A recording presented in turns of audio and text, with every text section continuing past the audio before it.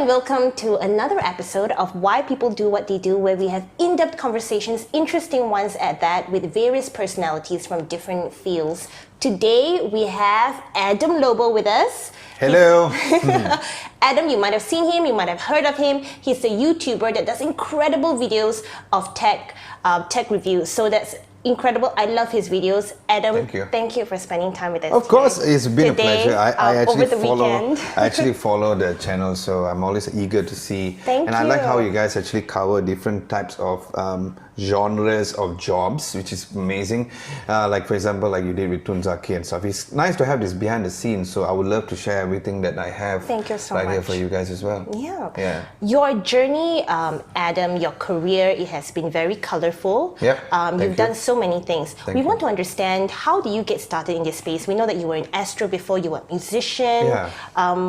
How do you end up as a YouTuber and a content creator? Do you have any experience in it before that? What inspired you? I always wanted to do something on my own, which is beyond within my control. But I knew I didn't want to do music. Now, going back to how it started from, because I started doing music. I did rap and rock metal. Wow. And it was called Dragon Raid, which is the band. And how old were you then when you started? I started off in 19 years old, way back in, in just fresh graduate. In a nutshell, Landslide, who's the current rapper for the band, he was actually from this group called Poetic MO, which was very famous way back when. And then he actually wanted to create a band. So once he kind of gather all his troops, I was the last one to join the band at that point in time, before we rotated the different band members. And I actually went for audition in a studio in PJ State. It was a long line, and I remember I was just going there, and then we got two songs. One is a song by Linkin Park, God bless Mr. Chester Bennington, and then also the other song was by Korn, and it's songs which I love to perform and I could do very well of. And when I did it, and I kind of got the audition spot on the spot lah. And then vocalist. Yes, as a vocalist in the band. And during the career music, I did pretty okay here in Malaysia. We won Best English Artist for AIM, which is equivalent to your Grammys here in Malaysia. I personally won 2 Best Rock Vocalist Awards personally, and then we created 2 albums. Now, we were in a point whereby about 4 years ago, we wanted to have our third album. We already have the songs, but what happened is that when we had a meeting with the band, and each individual wanted to kind of take things slow, but I was against taking things slow, because we are in a point whereby we need to move on a fast pace. It's not like typically you need to you need to just come out of music and let the radios play. Right now, social media, I know it sounds so cliche right now, but yeah, social media is important. And I was talking about this way back in 4 years ago, and I was talking to the boys. I say, guys, let's do this. We need to come up with postings and stuff like that. And the boys was not very keen on that, because they felt that it was too much of non-music stuff they wanted to do. And at the same time, I had wanted to move as fast as possible, because I felt like the band was actually getting stagnant, and everybody had their own things going on, like for example with the family and stuff. And since we started in a very young age, I guess it came to a point whereby, like, each one of the individuals were looking at the point where maybe I should not concentrate so much on the music. Maybe I should concentrate a bit more on our work, because the work actually gives me the money to actually provide for the family. And I was cool. We don't have any bad blood. We still had shows in between, whatever. But I needed to create something which is within my control. That means, like, if I said take a break, I will take a break. If I said let's move and have 3 hours sleep, it's just me managing myself, as opposed to having a band per se. But I knew I didn't want to do music. The reason why is because, although a lot of people say, "Hey Adam, why don't you do solo?" But I just thought I want to have a different experience, to kind of start from scratch. Although starting from scratch is not the best thing ever, but I wanted to do something totally different. Now, how it became YouTube was because I was in Astro for 4 years. I was the event management head, that means the head of events for Astro Publications, and then went to Astro Radio, and then it came to Rocket Fuel Entertainment. Rocket Fuel Entertainment, I was the head of music label. Now, when I was switched from publications, Astro Publications or digital publications to Astro Radio, we were in the midst of shifting our stuff. Like, I came from a bigger table to a slightly smaller table. So there was restructuring going on. Yeah, because they had to restructure everything. everything. And because Astro Radio is big, right? And Astro Publications is just like, a team of, I think, about 20, 30 people. So when I was there, and I wanted to have a clean, and this is the first time everybody's hearing the story, because I never tell people this in-depth of the story. Since I said this is going to be very long. I wanted a nice desk setup. I wanted something which looks nice and clean, so I come and sit down there, because I was coming from a different environment where I had my own table and then coming into a smaller cubicle kind of size. I wanted to make it like my home, I always like to do that. I'm always the kind of person who's very arranged and clean, minimalist kind of style. And then I came across by this YouTuber named Jonathan Morrison. He has a channel called TLD Today, and he did this desk setup. I was like, what is this? It's like his quality of videos was like just mind-blowing. I was like, is tech videos like this right now? Just madness. And it gave me the inspiration to first of all, not to even come on my YouTube video, but it gave me inspiration to actually go and get all the stuff to make sure that I come to a very nice, clean, nice themed desk, with a white setup and all kind of stuff, a white color setup like for the speakers and stuff like that. And then I was like, I've been following his channel, and I saw he does reviews and stuff, and I was like, hey, this is a pretty interesting thing to do. But here's the problem. I know how to talk about it. I know tech, because I was always the go-to guy when it comes to my friends, when it comes to asking about tech. Say, hey bro, what's the phone I should get? What headphones should I get? But I couldn't really translate it into a review, because I'm not the best when it comes to writing, I have to say. Even now, also sometimes I have help from my friends. They say, actually copyright for me to come on articles. So that's totally transparent. I don't fully write my articles right now, Adam Lobo TV. I do have some help, because I do not necessarily have the best writing skills. But I can present, I can talk, I can tell people in a very Malaysian way. I tried my best to cut the accent, but I just want to be real. And then when I watched Marques Brownlee, MKBHD, and I saw TLD Today, Jonathan Morrison, I was like, they have a very similar style of crispy videos, they call it. And I was like, okay, how can I get these crispy videos? And how can I learn from this? I went online, I saw some articles, it was not clear enough. And then I started seeing videos. Then I taught myself, because I actually have like a daily routine of going on cardio for about 45 minutes. Then I decided, instead of me typically watching Netflix or watching some shows, I could take that time, these 45 minutes, to research as much as I can on camera gear, what cameras to get, how to get the exact quality that I do. And I started doing that on the side first, the whole YouTube thing, and I liked it because, again, I wanted to do something which is within my control, and eventually I started getting a bit more love to it. Towards the end of last year, towards the middle of last year, when I was in my last company, Rocket Fuel Entertainment, I had a very good position, which I was the head of label, and also the head of all the artists within Astro, and also a good salary, because I was an AVP. But I found a bit more love, passion towards the YouTube thing. It made me, after when I finished the video, after when I published it, getting the reviews, getting the comments, getting the views. Although, sometimes it can be quite frustrating when the views are not there. But it gave me the sense of satisfaction until today, until this moment. I have that moment whereby, I don't have enough sleep, but I wake up smiling, I wake up happy. And you know what they say, that once you find that particular happiness, that's where you know that it's done. You don't have to earn so much money, because you can earn all the money. If I did this for the money only, that means, of course we all need the money, but if I just did this specifically for money, I would still stick in my day job in Astro, because that was secured, right? So eventually I spoke to my bosses and all. They were like, okay, are you sure? Because this YouTube path takes time. It's not like immediately start getting money. So it was like, they actually asked me, they were concerned. They actually asked me, is it something which you want to do, and something which you think that it's a good choice to go, because you have something which is a bit more stable, and at this point in time, especially last year, the economy was not so stable, and getting jobs is not the easiest thing ever. So they was like, are you sure? Because I said that what I need is, I want to try this out, and if I don't miss, one of the things that my dad told me is that people can take anything away from you, but no one can take your education and your experience. So I know that if YouTube does not work, touch wood, which has been going well, I would just go back to events. I still have my 17-year experience with doing event management, but I'm glad I never go back. And one of the things that even when I graduated an IT degree. I was in an IT company for also eventually to an IT degree. Okay, then we will touch on that later. So from that, it came to me changing my career into event management, which I had no certification, and I didn't look back to IT. And now being a YouTuber or tech YouTuber, I'm not looking back at doing event management anymore. So I like how I'm actually just going forward and not looking back and all. So whether or not it's being a better evolution of me, I think yes, because it made me find what exactly that I'm happy doing, and that's how the whole idea of Adam Lobo TV started out.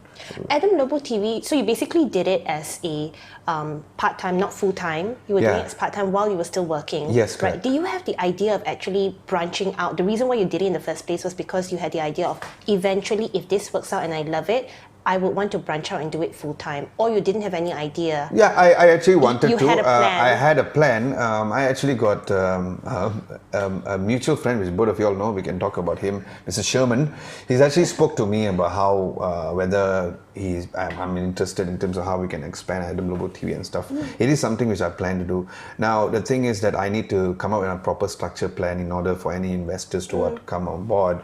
So I told him that we'll have a further discussion on this. Especially I need to show how much money that John has done, and for me, getting the amount of money and investing on event management company I know or music I know, but this is still particularly new for me, so I need to properly kind of do my research how exactly to structure in order to evolve. But yes, I wanted this to be my full time because like I said, now I can choose whatever I want to do. And one of the ways I was making money while on YouTube alone, doing this when YouTube was not making as much money, was actually doing hosting, because I've been doing hosting for as long as I've been doing events, which is 17 years. And I always thought that doing hosting was the easier way to get money and stuff like that. But right now it works both ways, and I have the liberty to actually choose my clients now. And so last time it was like any job, I'll just take it lah. Don't care, because I needed the money. But right now I'm glad that I can actually choose which clients I like to work with in terms of event management or any other event hostings. And the benefit of Adam Lobo TV is that now people can see my so-called MC presentation skills, and some of the brands I actually host for them, although I review the products. So like for example, I hosted for Realme, which is one of the smartphone brands which I actually and then this coming event for Garmin, they have this new watch called Garmin Mark, and I actually am also hosting for that. So I think it works both ways, and it's all part of the whole ecosystem. And yes, it is. Right? And like even those days when we used to do, we just give you a video profile. Now it's simple. I just give my YouTube video. There you go. Yes, it's scripted, but at least you can see how I present stuff. So, any regrets since you left your 9-to-5 job, or not exactly 9 to 5, I'm sure, and now coming into being a business owner, being a content creator? The hours are longer, I'm sure. But the passion is there. Any regrets from leaving that? Oh no, absolutely not. Of your job? No. I am a firm and strong believer that everything happens for a reason. Although I was super happy when I was in Astro Digital Publication because I had a smaller team and stuff like that. When we went to radio, it was a lot of adjusting that needs to be done, and there were so many other people that was around, and there's so many layers in order. So like last time, like way before when I was in publications, was me, and then it's just one person, and then it's the CEO already. So when you go to a big company like Astro Radio, you have like at least another 3 more layers. So you want to reach up there, it takes longer, and there's more compliance thing because Astro, So because it's Astro Radio, and they are like the number 1 radio station until today, and it makes things a bit susah, and it gave me that. I wish that publication is still around. The reason why we made a switch is because the new CEO then were looking more on digital, so he was not really keen on looking at doing more event on ground stuff. And the CEO of Astro Radio who just left, which is Jake Abdullah, he was a bit more. He said, you know what? Instead of you guys staying over there, he actually kind of roped few of us into radio because he was the CEO of Astro Radio. I'm glad he did because there's so much of experience that I gained within Astro Radio. But like I said, the whole switch coming from publications to Astro Radio to Rocket Fuel, everything happens for a reason. How from maybe if I didn't go to Rocket Fuel and I stayed in Astro Radio, then maybe I wouldn't even start the channel properly. So, or maybe if the publication did not come to radio, I would still be doing events full time because I was happier then, or you know, like with how the structure was. But like I said, everything happens for a reason. If any say regrets, in terms of what I do every day on my YouTube channel and what I do, I don't regret that part. Certain things that has been done is because it was meant to be. But I got no regrets. I don't go back. I wish I was back in the corporate world. No, absolutely not. Not even an inch. Not even on your bad days. Nope. Absolutely not, because I know that I'm a survivor and I will try to make money as much as I can and however I can. So for me, it's like, even like I said, I still have my fallback on. I will never regret doing whatever decisions that I make. Like when it comes to career-wise, you go like, okay, make the switch and stuff. I don't go like, even my bad days, I won't go like, my bad days, the only thing which I actually, complain about is the fact that I don't have help.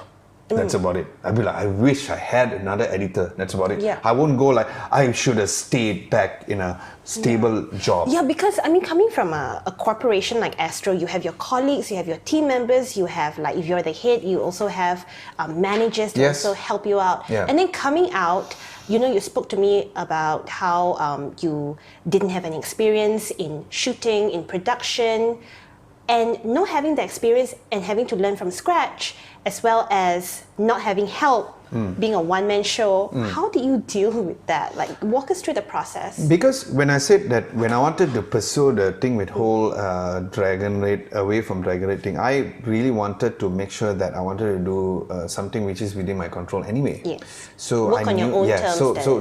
So when I knew that, okay, I need this amount of time to edit, this amount of time edit. So right now also, like in terms of the channel, I started just doing one video per week, and it started becoming like sometimes it's 4 videos per week, and I go like, how did I do that? It's because I work on my own pace, and if I had to get like I have to make sure to check with other people, it's going to be difficult. So I do feel like I need the help, and it is difficult. I wouldn't lie. People like my buddy behind the camera, he also knows it's not easy, and but we do what we do because we love what we do. So yeah. I want to talk to you about your balance, the balancing of work and your passion. You're passionate about Liverpool. I see a Liverpool poster there. Liverpool, fitness, and you do so much, you work so much, and sometimes, when I talk to you, it's like, I only get 3-4 hours of sleep. How do you balance that? Work and life? There's something which is new, and I don't mean to plug them because they are not paying me money to say this, that the guys from Focus Food, I think one of the key ingredient here is to eat properly. We Malaysians tend to just hantam, eat whatever, and that's one of the reasons why you don't have the right. I'm not saying eat clean and eat salad. By the way, salad is not clean. Do you eat that? No, I don't. See, the thing is that 2 things: exercise and also eat balanced diet. It means like I don't really jaga makan when I want to just whack. My biggest issue doing this is not skipping meals. That was my bigger issue. So when I skip meals, that's where the energy level go down. How do I kind of keep my work balance with my passion specifically is that my daily routine as much as I can. Last time it used to be a bit more consistent, but like today I didn't do it. Today I did. Yesterday I didn't do my cardio. So usually I do it every day. I will do about 45 minutes cardio first thing in the morning. First thing in the morning. Before you start your day. Okay. I will have. Usually I used to have black coffee, but right now I was just mentioned about Focus Food. They have this sachet. It's just 2 ringgit 50 cents. You just put in a hot, put in a drink, and then you just drink the filler. And it's like coffee has like 60 mg of caffeine. I'm not sure. Okay, you have to show me later. So yeah, I actually have some samples here, and so it's like my pre-workout, and then I'll do my cardio. Now, last time what I used to do is that I used to do my cardio, and then I do my weight training in the evening. But right now, what I do is that I cut down my cardio from 45 minutes to 30 minutes, and then the rest of the 15 minutes I do weight training on an empty stomach, which means I'll be burning fat and also creating muscle at the same time. After it's done, then I'll have my post-workout. So supplements is important. I don't take multivitamins.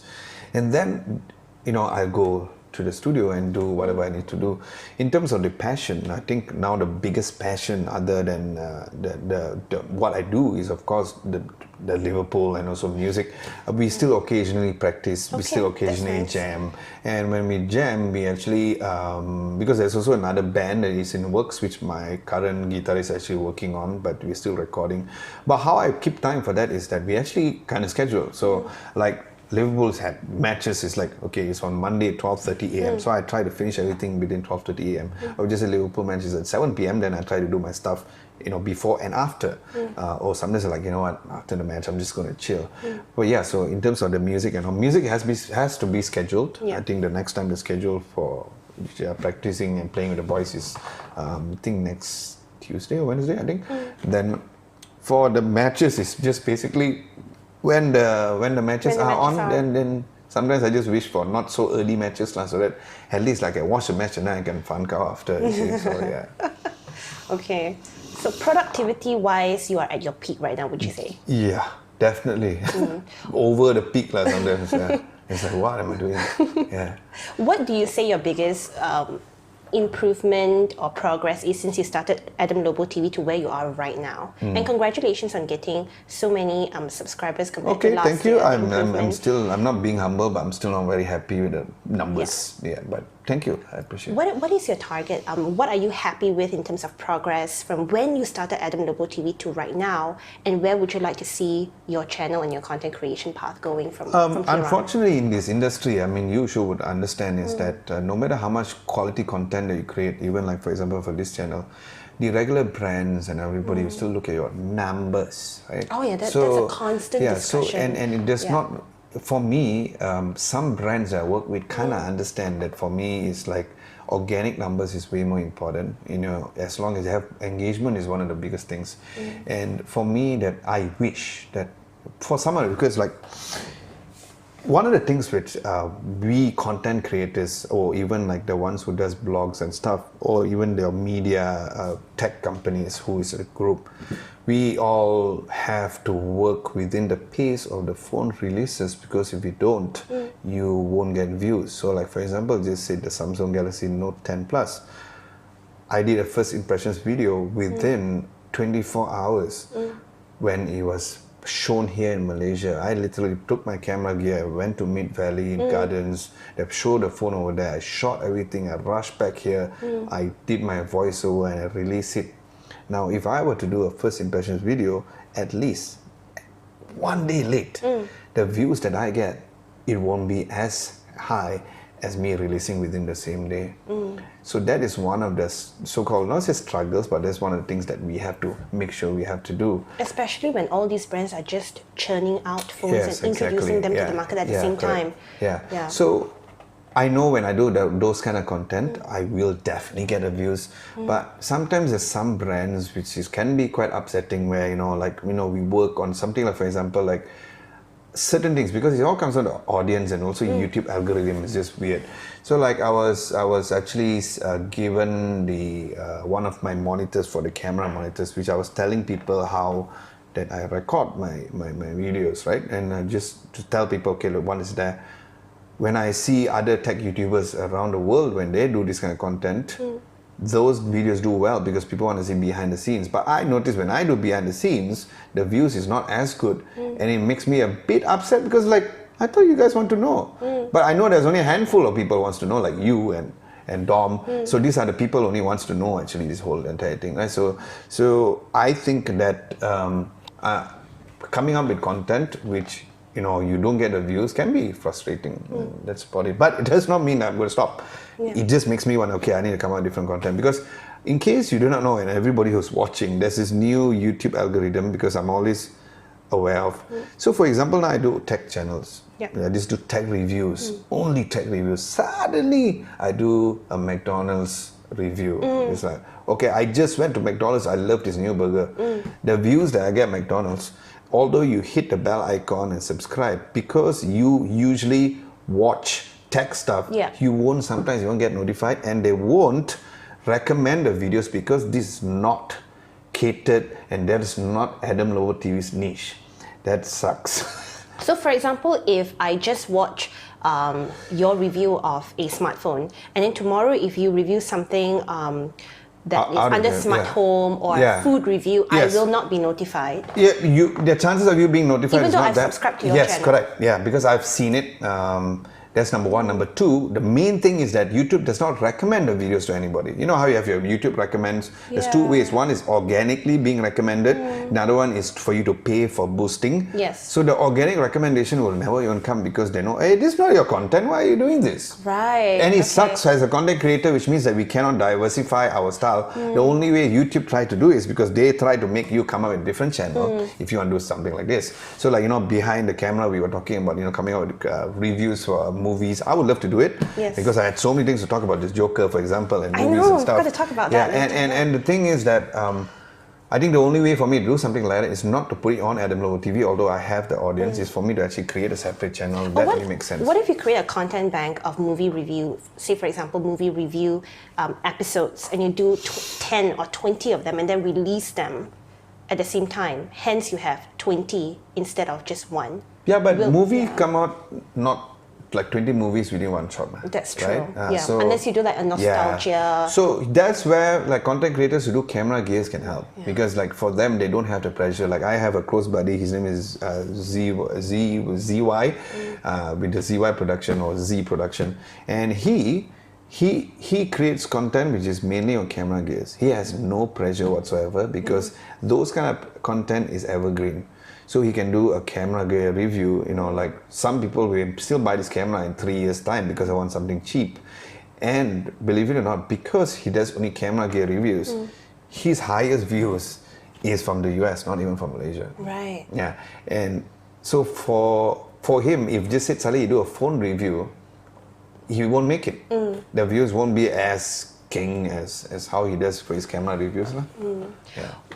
If you could do reviews other than smartphones, what kind of content would you create based on? Believe it or not, before I did tech, right, my original idea, again, this you guys hear first, I didn't tell anybody. I think maybe like my brothers only know this. I want to do a review for toys, like figures, like my figurine collection. Toys? Yeah, so I already kind of contacted like the XL toys, like some of the distributors of all the action figures and all here. Wow. I originally wanted to do unboxing and reviews for those. Okay. But I realized that if I were to do that, I can't really monetize my videos. How do I get my so-called, I had to look at it from a business perspective.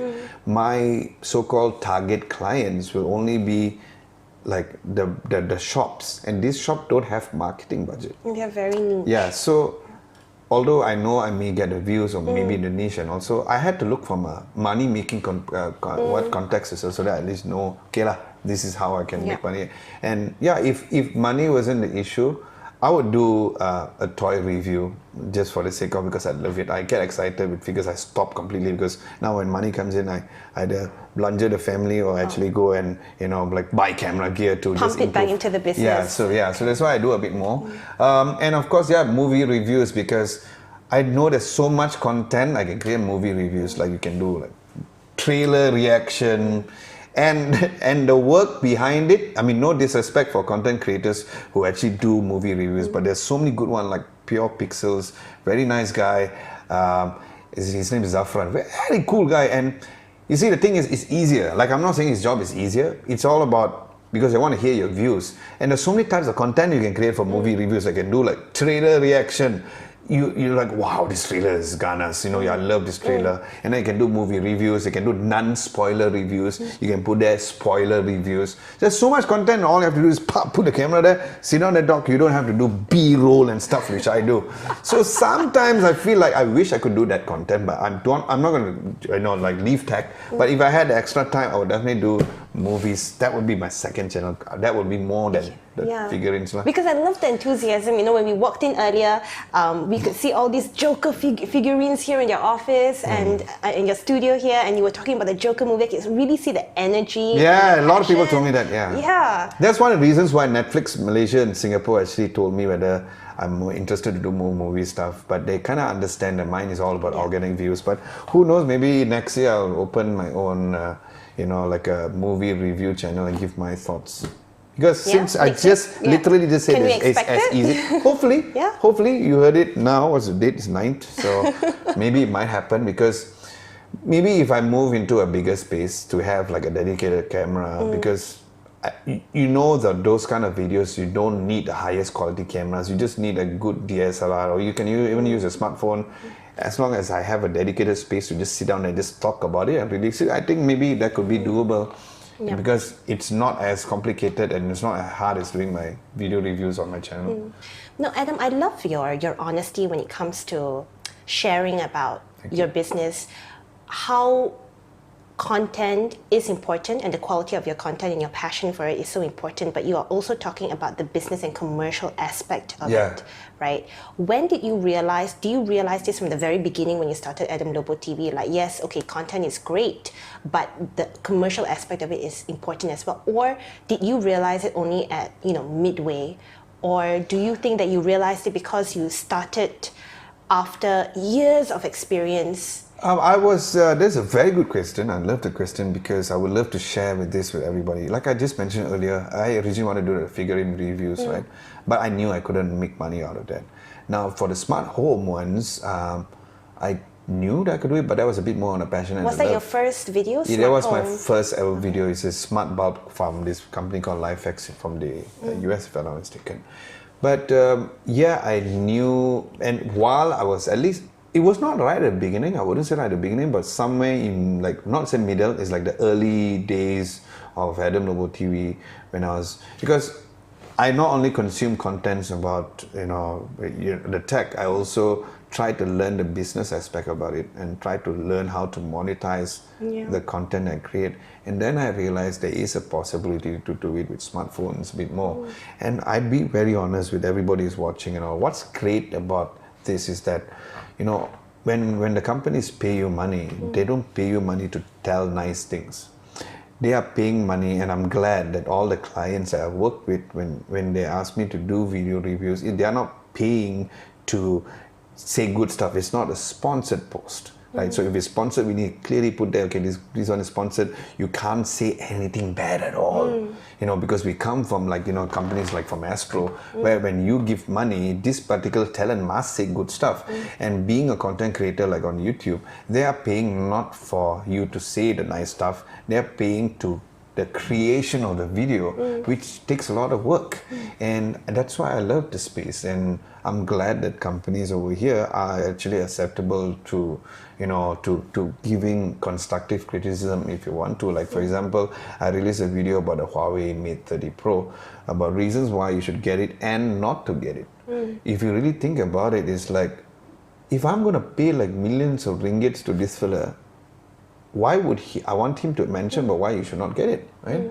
So I did mention in the video, if you watched the video, whereby the two reasons would be, one, you can't get Netflix, because I spoke to Netflix because I know them. They said that the certain devices is not certified by Netflix. There is a process to go through, and so that's why there's no Netflix on the Huawei Mate 30 Pro, and of course there's no Google services within. GMS, and I came on another follow-up video to actually install the Google Play services. This is for those of the people who are used to the Huawei ecosystem, but they can't get Google services, and it's totally fine. So that's the reason why I came out with the content. And like I said, from a business perspective, there are some sponsored videos, but I still rather do videos whereby I can give my honest opinion. And I'm glad that companies here are very acceptable, because there's a way. If you think that the phone is not good, you must give a nice constructive way to say. Like for example, I think people who watch the channel know that I'm a fan of Apple Mac, but they know that I just don't recommend you getting the iPhone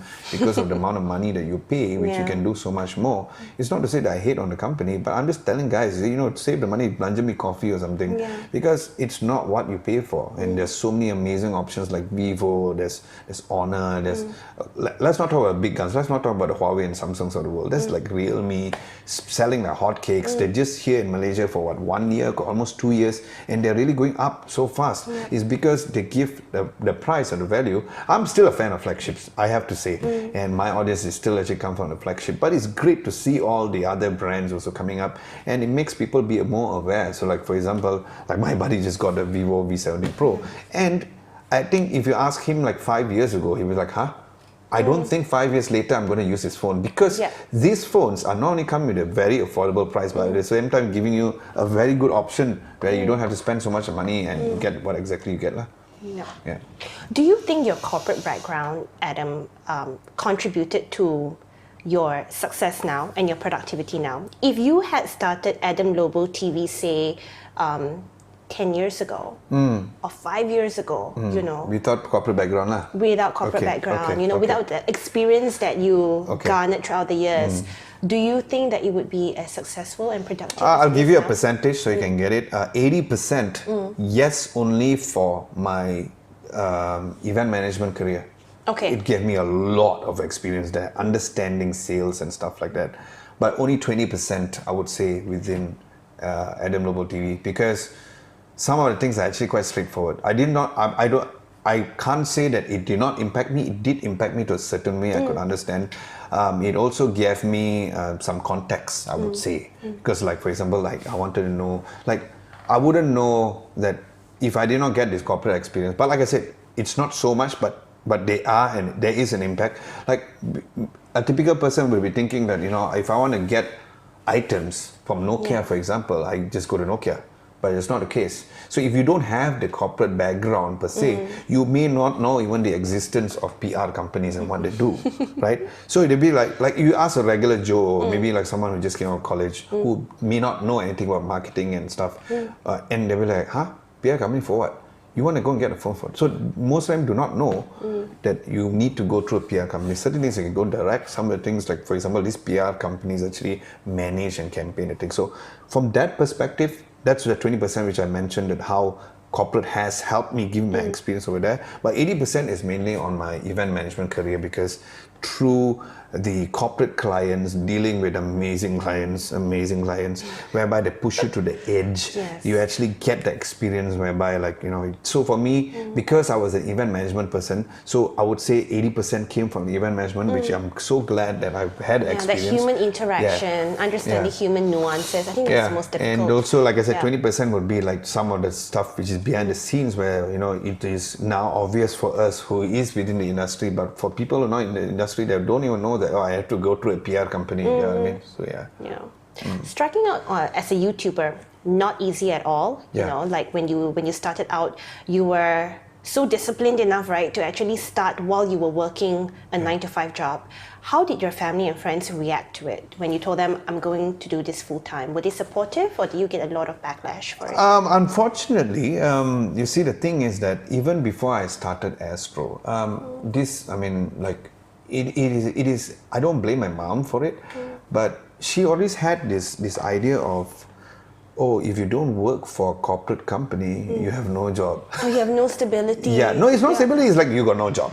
Or so like I remember there's one part to it, right? So like when I was in Astro, she was like, okay, you got a job. My son is in Astro. Yes, exactly. And not very much for me because I'm old already, but my younger brother also had the same thing, whereby when you know, before he actually he got a job, you know, before he was working for one of the insurance company as a lawyer, he was actually working within like a freelance kind of thing. And they have this mentality to know that, oh, that's not a job. It was not a negative thing, but it's more like, you know, they think that it's not a job. As a tech YouTuber, because now people are a bit more receptive. They're a bit more receptive to the whole situation. But I absolutely hate it when people call me influencer. I'm a content creator, not influencer. How about KOL? No? You see, there's a key opinion leader. How can you call someone a leader? Just by... A leader leads people. I don't know where the term came from. Yeah. So those are two very common terms, influencers and KOLs. Although people still do it, and there's some of the events whereby I go, I don't blame them for doing it, but I just feel very cringy. It's so cliche, cringy. So like I remember this event specifically, and I can announce it, Black Shark Pro, which is the gaming phone under Xiaomi.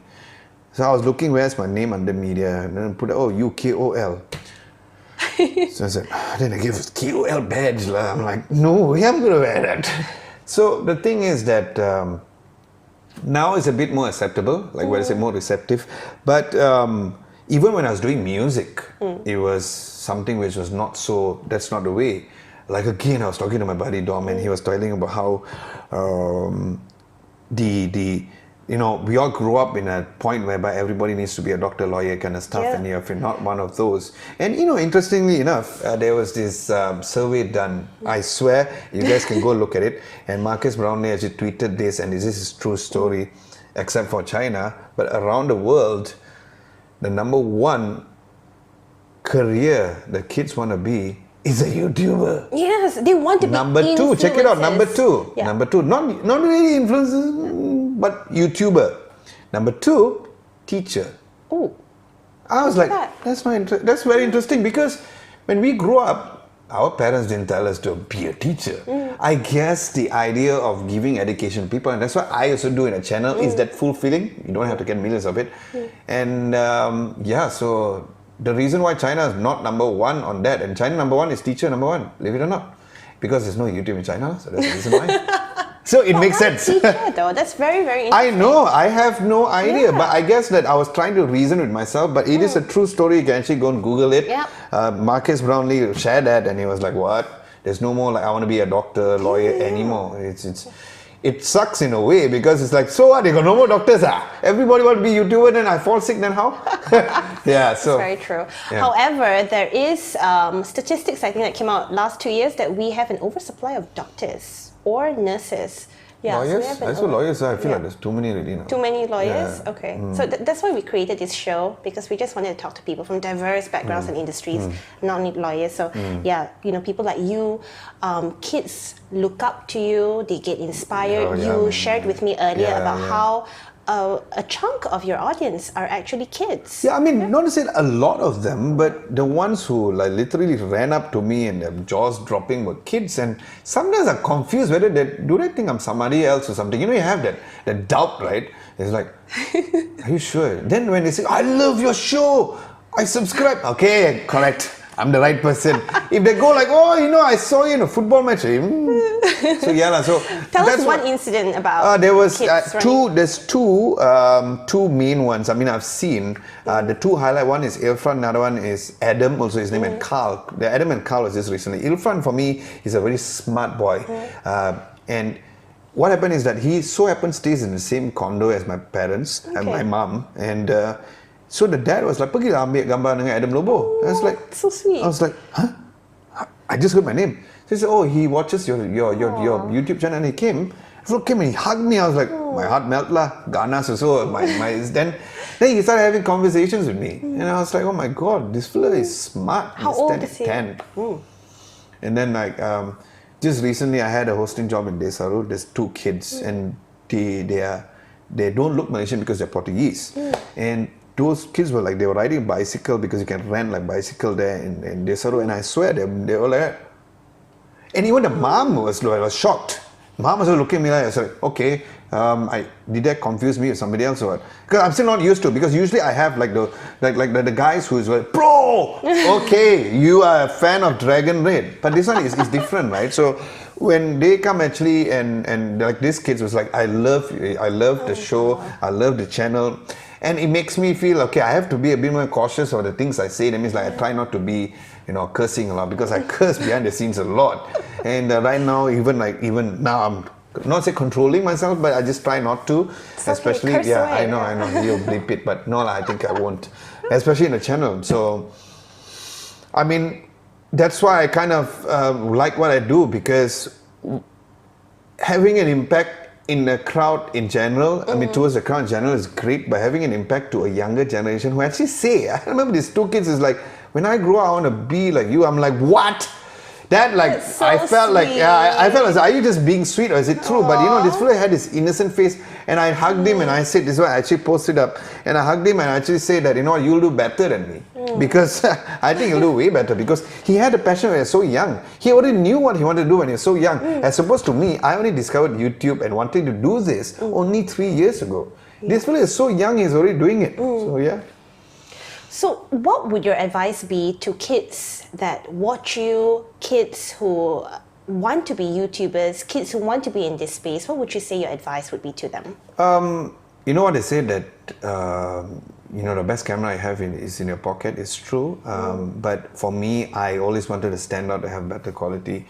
First things first, there's no such thing as a variety channel. Everybody needs to know the niche. Right now, it's all about niche. The reason why it's niche is so this is where the corporate background comes, is because you see, YouTube also and Google Smart, when they want to go and get the people to come and advertise on the channel, of course they want to say, okay, if I advertise on this specific channel, which is most catered for this, so like for example McDonald's, like you mentioned, so McDonald's should only sponsor, that means they have like so your pop-up and not coming up on a review channel for makan.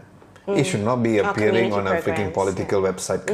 That's why last time, like sometimes, like a lot of creators were making big huss because there was this weird terrorist brands thing coming up, popping up on a typical tech YouTube channel. It's like, what is this crap coming out? I don't endorse this. So I guess that's the reason why YouTube kind of changed the algorithm. I can't blame them from a content and also an advertising perspective. But yeah, for me, make sure to know your niche, know what exactly you want to do. If you want to do vlog, just do vlog all the way. If you want to talk about your favorite toy, because there's this kid who just do Lego and keep living the of millions of subscribers. Once you find a niche is important, in terms of camera gear and stuff like that, just don't have to worry so much. I know I'm saying for a person like me who uses a freaking Blackmagic Pocket Cinema 4K lah, but I got the Blackmagic only later on. So I started off with a GH4 and then, I think. Do you think that they should think about the commercial part of the business? No. From early on? Or just focus on the passion, perfect the craft? I would say no, don't focus on the commercial, especially starting so young. Because once when you do what you like, it will pay. There's this song by Logic and he's one of my influence because his lyrical content is just amazing. I call it The Incredible Story. This is his album, and the last track I remember when I heard he did his voiceover by, I'm not sure, but it's a very famous dude. I don't know all his first because I hardly read books. I listen to audiobooks, but I don't read books. So this particular said that this particular voiceover which he used, the sample voiceover which Logic used in the Incredible True Story album, in the last track, to say that, do what you do. If you're going to do it for money, then just don't bother. We all were told, you need to get money in order for you to be successful, but what does it do? When you figure out what you want to do, when you love doing what you love doing, people eventually love what you're doing, and eventually you'll get the money no matter what. It's whether now or whether 10 years later, 5 years later, 20 years later, you will get money for what you love. So don't think about the commercial value. I was thinking of commercial value because I had commitments already. I had my car, I had a house. So it's like I had to think from commercial value. But if you're really just starting out, you have something which is already on the side. For kids who have no big commitment, just do it for the love. Once people see your passion behind your camera, within the camera, people will just, they will subscribe to what you like. Do you think they should start young? Or do Yeah. Look at Marcus Brownlee, started 10 years now, 9 million subscribers. And talking about Marcus Brownlee, you have been called the MKBHD That is of Malaysia. super humbling. How does that make you feel? It makes me feel I'm not good enough, but I am inspired by his stuff, especially the whole clean minimalist look, because in general I like that. I wish that I could meet him one day, and I know I will, but don't know when. But being compared to someone like him, like I said, I'm 26,000 subscribers, he's 9 million almost in 10 years, he's been there for 10 years. So that's a problem. I'm a very heavy criticizer when it comes to my own self, is because so he's been in the YouTube industry for 10 years. 9 million subscribers. So I started doing the calculation of Purata. So he get an average of 1 million per year.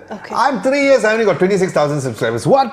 So that's how I am. I know I'm not supposed to do that, and I know that his jump came in like somewhere like his 5th or 6th year, but that's how I look at it, and that's why I'm never happy with my progress. I'm happy with what I do, but in terms of the numbers, like I said, the companies, everybody still look at numbers. YouTube channel, how many subscribers do you have? They don't say what type of, they don't ask how's your video quality. No, they don't bother. They don't bother. Because like for example, like there's some of the content, for example, what's it, Flossie Carter. I can't watch his stuff, but a lot of people just watch it. You know what he does? He just takes his phone camera, he just takes out the phone and he just talk. 25 minutes, just that. That means his whole content is his hand and his phone. market so much of views is because he had that following. So So how does that make you feel? Like, okay, so for your production, right, it takes a lot of effort. Yep. And I realize when I watch your videos, there's a flow to it. And I love that. I love Thank the you. clean-cut production. I love the flow of your narrative. And to see that kind of content being created, like what you mentioned earlier, 25 minutes of just looking at the phone and commenting on that, do you feel that, okay, I'm putting that much of input, but do you feel that the output and the outcome is not what you want? Does that make you feel I will totally give a real life uncensored story and say yes, I'm not happy. It makes me irritated. But what is the recipe for that? Like, why do you think that people actually are receptive towards that kind of content of 25 minutes of commentary of the same like one frame kind of content being created, as opposed to your kind of clean-cut content that's a lot of effort? Because it actually depends on the people who's watching. I'm not blaming anybody for watching it, getting more views. It's just frustrating as a content creator, which is my own frustration. And I'm sure many content creators would agree with you, because I think a lot of them are facing the same conundrum. Yes, right? exactly. Yeah. I guess like people like Flossie Carter, for example, like that's what he started off doing from day one itself. So people wants to, maybe they feel that it's a bit more real. They don't need the kind of cinematic kind of thing. They just want something which is as real as possible, like Flossie Carter sitting next to you and showing what he does. So I guess it all comes down to the audience. If the audience like that kind of stuff, they watch that kind of stuff. I had people telling me, you can review a Pambaris or so, I'll still watch your videos because of the style that I do it. So I will come out with a panning, okay, this Pambaris got how many metrics there, kind of thing. So I will talk. So you should do that as an experiment, and then we'll see. I actually did as this thing, and I'm sure a lot of people will be thinking, no lie. So Realme came up with this Realme C2 red color version. Okay. And on the spot, when I was speaking to the marketing manager, Tiffany, and she was like, hey, can you just help me out with this? Just help out to just do the unboxing. I was like, yeah, but there's nothing to talk about. I already talked about the phone. It's just a red color. So then on the spot, I did this thing called silently unboxing the Realme C2. I didn't talk at all. It was just ASMR all the way. And let's see what's the current views for that. Wait, I'm going to check right now, right? But that's very nice of you. So I just decided to do that, and I'm glad that Realme was like, okay, let's do that. So currently 6,500 views, as opposed, like for example, I did the Sony earbuds, which is a very good earbuds, which is 2,600 views. So like I said, sometimes this funny, weird content will make sense. I was like, how is that 6,500 views when I didn't talk a single thing? Should I do that more often? Of course not, but yeah. No, I mean, what is the strategy for all of that? Like, how do you actually mind read your audience and what they want, right? But so that is a good question also, because what I do is that for my phone reviews specifically, I do two types of reviews. Like yesterday, I released, I don't know what is time spent, but previously I just released a video, like for example, first impressions of the Nokia 7.2. Then I asked them, do you have any questions? Let me know in the comment section below. I will do a general review, but some of the questions is not related to general reviews. Then I'll put their comment inside there to have engagement with them, and then I'll answer it accordingly.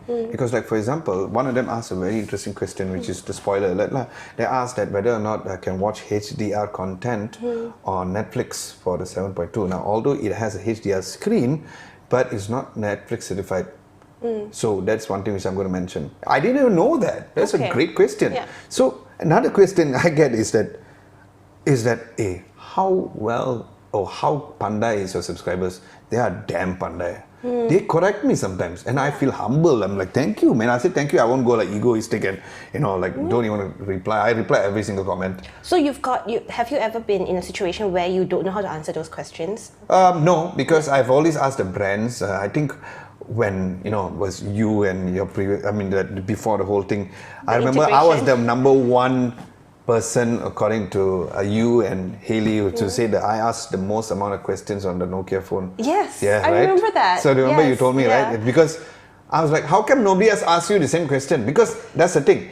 My subscribers ask me this question, I ask you. If you don't know, means that I'll just do my research. So. And I think that's why your engagement rate is so high, because you constantly ask your audience, ask me questions, I'll answer, and they know for a fact that you will answer. Yeah, you answer all questions. Exactly, yeah. Okay. So I do answer every question. How do you do that though? How do you answer all questions? At this point in time, I can still afford to do it. I don't know whether later on I can do it once the numbers go higher. But I just try my best. I still do. You know what's funny? Wherever I am, because I release my videos usually at 10 p.m. So that's interesting. Yes. So for those content creators, you want a tip is that ask your current subscribers when to release the video. Because I thought that 7 p.m. was the right time. I thought 9 a.m. was the right time so people like lunchtime can watch it. So you don't know. Everybody's different. And all these people come out with content like, when is the right time to publish videos? Watch now.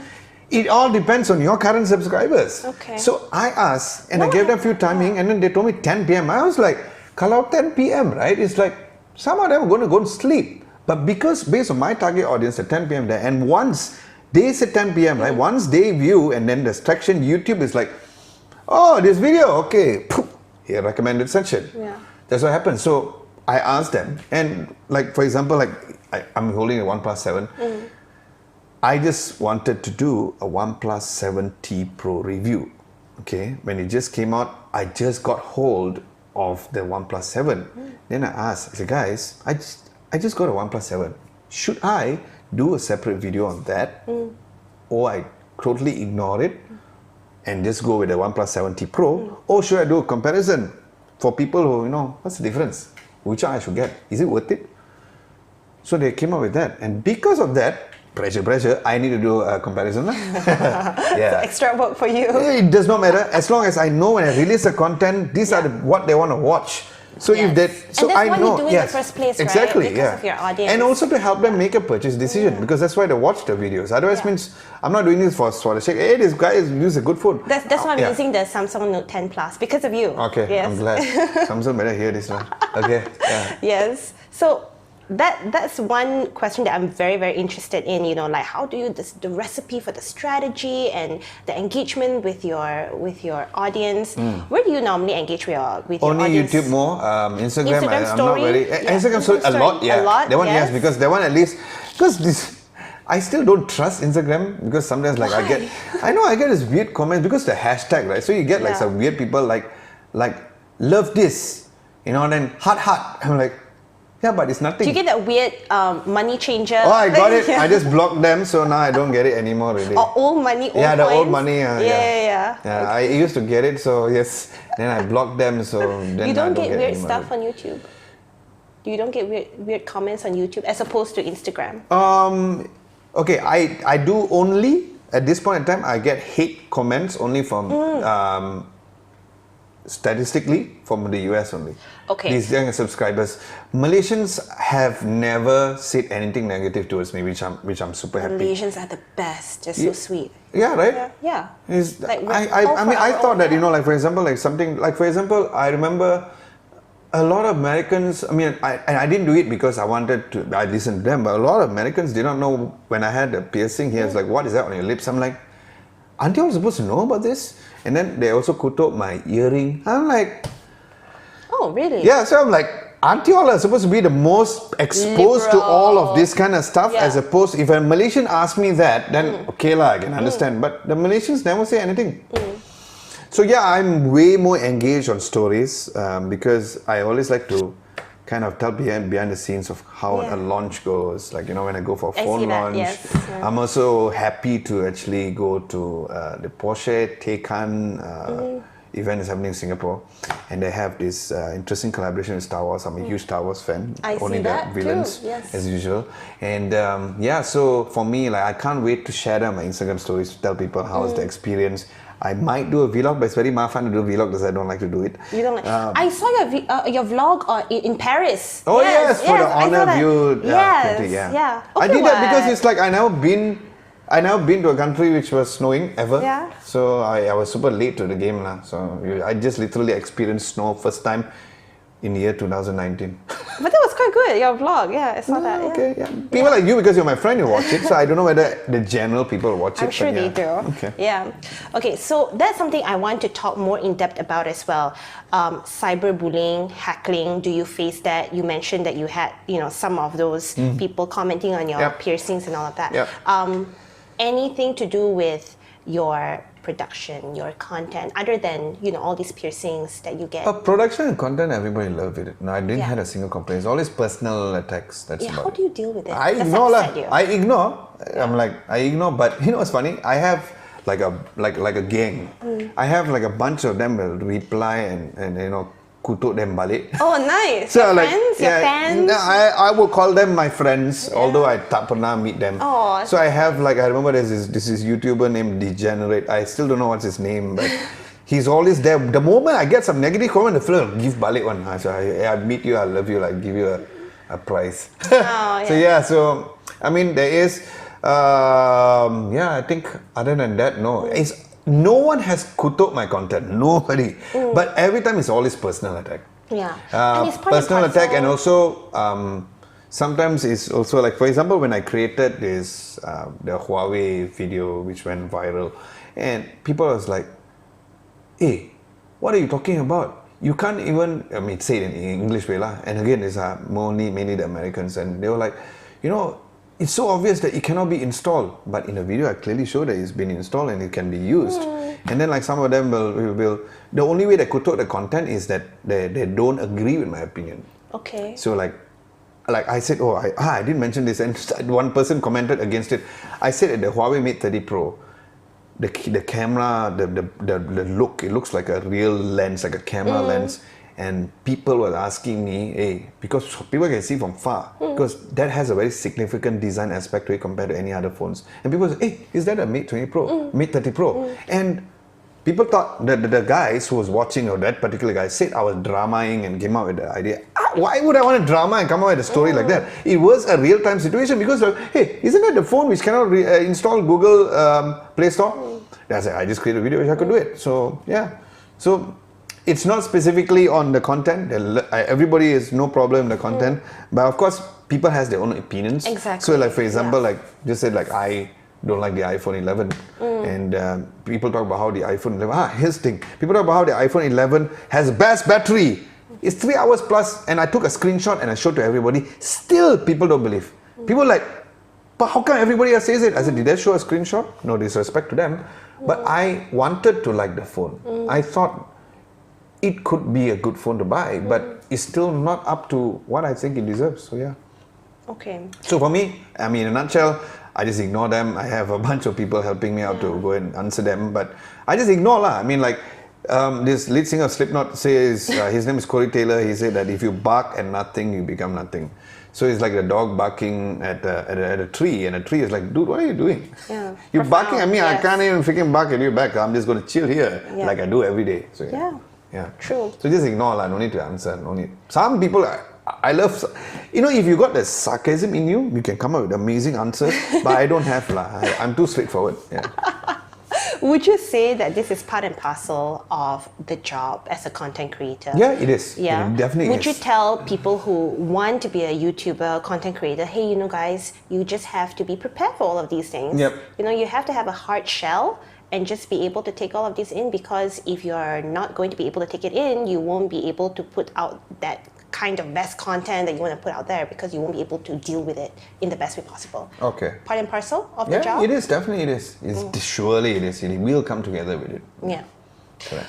Who would you say is the one that inspires you the most and you would like to collaborate with in the future? Definitely Jonathan Morrison and Marcus Brownlee. Yeah? Those two people. Especially Marcus Brownlee, because I got so many things to talk to him about.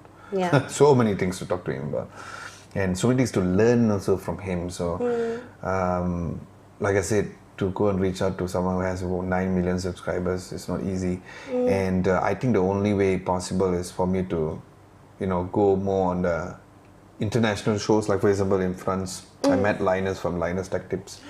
But of course, collaboration has to make sense too, because Linus does more of the PC stuff, and also, for me, it's Marcus Brownlee and Jonathan Morrison, two people who I would love to work with and learn from and share their experience, because they seem like cool guys. And I heard Marcus Brownlee is a very shy guy behind the camera. I mean, he's very quiet. That's the kind of person he is. But yeah, I would just love to shake his hand and just talk tech. Yeah. On that note about shyness, public speaking, presenting is a hindrance to public speaking, they're both hindrances to Malaysians in particular, or a lot of people. What would you say to people who are shy or are nervous to present to a crowd or to talk in front of the camera? What would you say to them? Like, do you think that should be a hindrance? Obviously, to Marcus Brownlee, it's not a hindrance.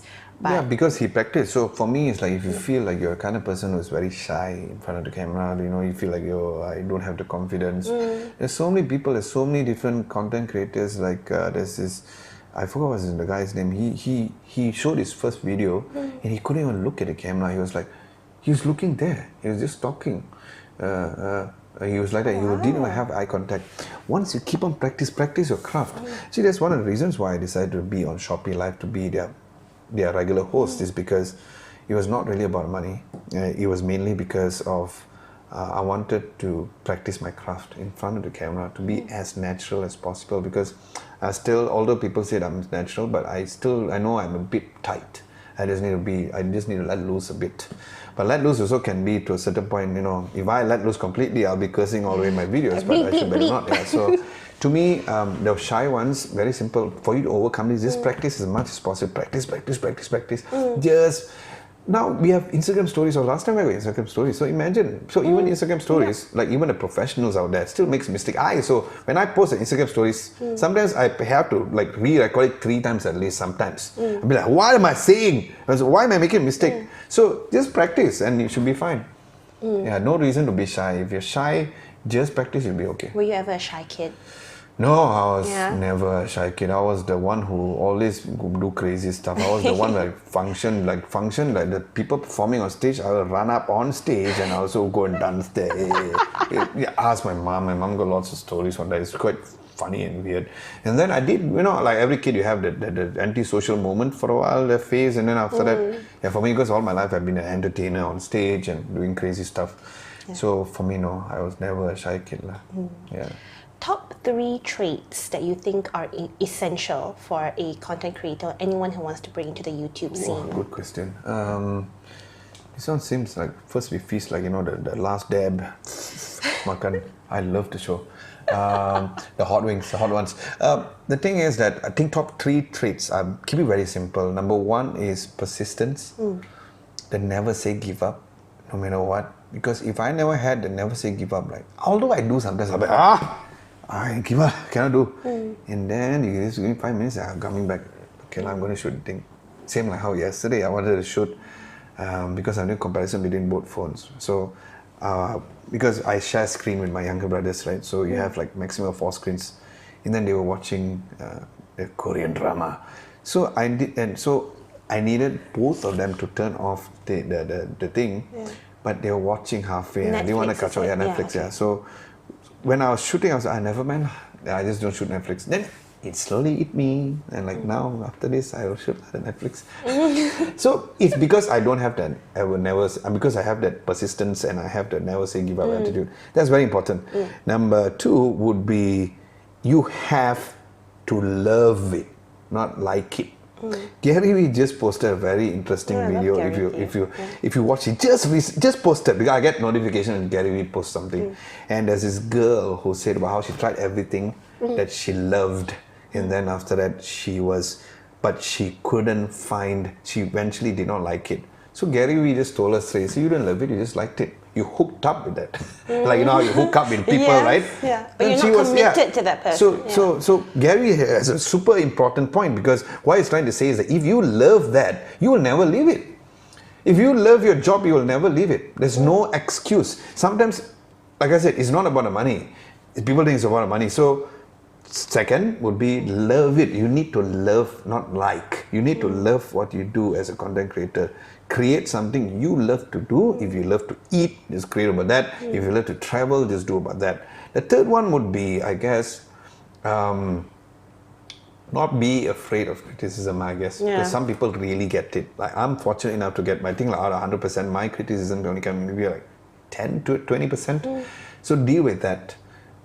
But for me, the 2 key, it's not 3, I would say 2. One is persistent and love the process. Because like I say, I have 4 hours sleep, 3 hours sleep. I wake up with a smile. I go to sleep with a smile. I'm tired, but I was like, okay, it's done. And I'm happy. And that's what you need in life. How would you know that you love something? How would you know? I mean, it's simple as it is, but how would you know how much you love doing something? Again, as I mentioned, because it's the two traits, right? Number one is that never say give up. If you know, like for example, just say you're doing cleaning, and you know that, I leave it, and then you come back again, clean it, which means that not only you want to get it done, you love the process of getting it done. It is like that, whether it's consciously or subconscious.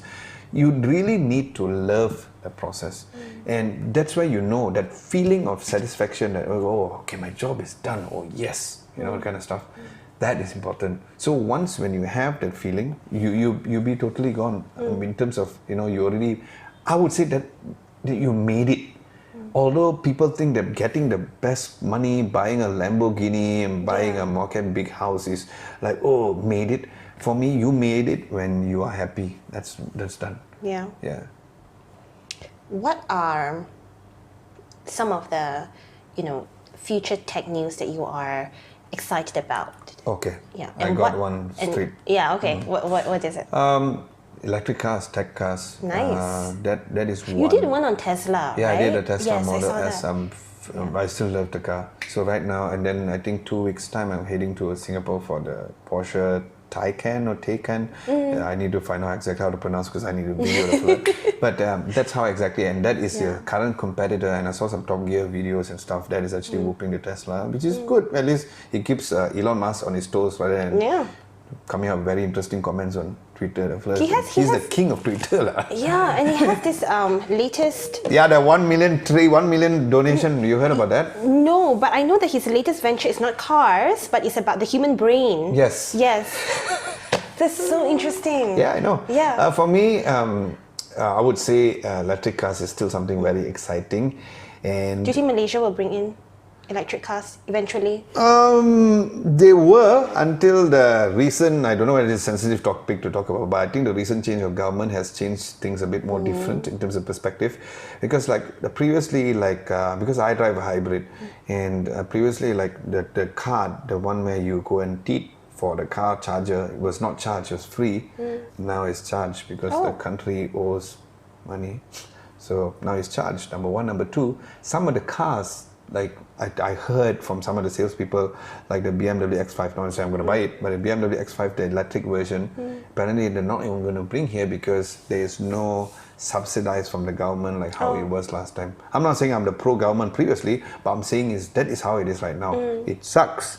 So I don't know how's the future over here. But what I heard is from France, I think by 2040, they're going to have full electric. That's amazing, because we're talking about environment. For me, environment is super important. That's why my editing place, but I just brought it over here, is filled with plants because I just love the greenery, you see? And it's so important. So I don't think that the electric one here is super thing. Something which is really considered going here. But I think another thing in terms of technology, I'm pretty excited is actually the folding phones. The folding phones. Folding phones. Okay. I think that will be a future soon. And also third one will be your so-called AI control and gestures. So the Pixel 4 XL has your thing where you can swipe, and although it's not perfect, but it's great. The Huawei Mate 30 Pro has that thing whereby you can scroll with your hand. Not perfect, but one day it will be perfect. It will be a thing, because touch screen was, last time it was Yeah. It was no, now touchscreen is it's a given, right? Yes. So to me, gesture movements, electric cars, and also what's the thing I mentioned earlier? AI. AI related gesture movements, electric cars, and also this kind of technology is something which I think that is a bit more folding phones. Folding phones would be another thing, because Samsung Galaxy Fold, I thought I was not going to really like the device, but I loved it. I couldn't pricey, give 8,300 ringgit. If Maxis had, or any telco companies had some great, packages, how so many people afford the iPhone, then I may consider, because it's a very good business phone. It's a very good day-to-day phone. You do dual screen, right? The dual screen is one thing, but I realize I don't touch my phone as often, because when you fold, the screen is smaller. So you just do the essentials. You don't have the habit of... So I felt that it's a good, bad thing. Is because screen is small, right? You if I want to go to scroll on Instagram, all you can, but you need to open it up. So you don't have that because sometimes people tend to have the habit just taking out like that, and for nothing. But the folding, when you unfold it, the screen is okay. Oh, so stood up. Huawei also is coming up with their folding phone, and apparently it will become, I'm not sure, but I've been reading news that it will come with Google Play services, since that was created before this whole drama with Trump. So I am excited to know about that. Yeah. So. Would content on your channel evolve with technology? For instance, definitely. Would you talk about electric cars if they become more... I'm already now talking about electric cars, and that's the reason why Porsche actually asked me to go for the event, is because they know that I actually do that. That's and I really enjoy your Tesla. Thank you. It was a lot of work, but I'm glad you did, because I did a review not from a Lobo car. TV on the plate there. Somewhere down there. And the reason why I felt that I needed to cover that car was because a lot of other car reviews just talk about the performance. I wanted to show what's inside the car, because everybody says, wow, what is this big iPad there? So that's why I went through with that, because I review for a layman person who is not so car savvy, right? And also, I never thought that I would ever review a folding phone when I started 3 years ago. And that time we don't even think so. I will definitely evolve with that. One of the things which I want to showcase is actually I want to teach people how to use the gestures on the Huawei Mate 30 Pro, because it is there, but due to what Trump is doing to the brand, which is so sad. It's a very sad thing for a tech industry, of what he made the whole Huawei, it's like they're bad guys. Everybody's forgetting that Facebook is the biggest bad guy here, which everybody uses it. Our grandfather also uses it. That is the number one worst privacy app, which everybody is using it, and no one's complaining. Everybody's complaining about Huawei when they've been creating technology for the longest time. Selective bias. Yes, exactly. So ever since that happened, a lot of people have not been really highlighting on how great the phone is, and I'm doing it. People say, oh, because they're paying you tons of money. It's not about that. It's about, and I said, if they're paying me tons of money, I wouldn't even say the bad things about the phone, what I did not like about the phone, because you know how the industry works. For me, there's so many good things about the phone, there's certain bad things. I don't like the notch. I've never been a fan of the notch. The Huawei Mate 30 Pro has a notch. I did say that in my video. I said that, besides that notch, the screen looks amazing. So, yeah, that's how it is. Before we wrap up, Adam, talk to us about what you studied in school, because a lot of kids these days, or young audience, they'll be like, okay, can I actually do this eventually if I don't study it? For example, if I study engineering or I study finance, there is no way that I would ever venture into another avenue. Yeah, so talk to us about your journey. Do you I don't agree. I don't agree, because but I still feel that no matter what it is, make sure to study. Finish at least, because you'll need something to fall back on. Sounds very old school, but that is very important. I totally agree. And that's one. In terms of the field of study, because I did IT, and it was multimedia IT, nothing to do with what I do right now. Was it because of your dad? Yes, it was. And so he was like, that was a growing industry, so he asked me to go there. And then when I was there, I worked for IT company for 1 year, and I eventually event management, which I had no knowledge in terms of my so-called certification. It was purely experience. And people who's going into event management usually study mass comm, right? Because that's where advertising and stuff happens. So I did not even do that, and I went event management. That means I stayed event management for the longest time, 17 years. And then from there, even YouTube, everything I learned myself. Not what I'm trying to say is not that you don't need to study. You need to at least have a discipline in any sort of field. If you know, it's fine. And if you have, like for example, parents who say you do what you want to do, but make sure you study on it, then yes. I mean, if you want to be a influencer or KOL, if you guys want to be, which I don't think you should. Well, what do you say about that? There's just a movement of young people that just want to be influencers, Instagrammers. Do you encourage that? What are your thoughts on that? I mean, of course, a lot of influencers now would say they encourage it, but this is just my opinion. I don't encourage it. I rather you all create something. Yeah. Create something great. Create something which you can give benefit to the people. If what is the proper definition of influencer? Standing somewhere and just taking a photo and endorse a product. So for me, when I have kids, I'm going to tell them not to do it, but I'm going to want to understand why they want to do it and why would that be a career path again. Glamour. I think it's all about the glam and... Yeah, but you know that those stuff does not last forever, right? So you can, like I said, be a content creator if you want. When people say YouTuber, I guess they meant content creators. And I just feel like this whole influencer thing is not going to last long, and brands are eventually going to know that numbers are fake. Some brands are already knowing, so that is great. Last time they never knew, right? For them, they just see numbers and it's done. Engagement is important, conversion is important. And again, this is just my opinion. I just don't think that there's a right career path to grow to because it does not last forever. Yeah, just give my opinion. Future of Adam Lobo TV in the next 1 year, 3 years, 5 years.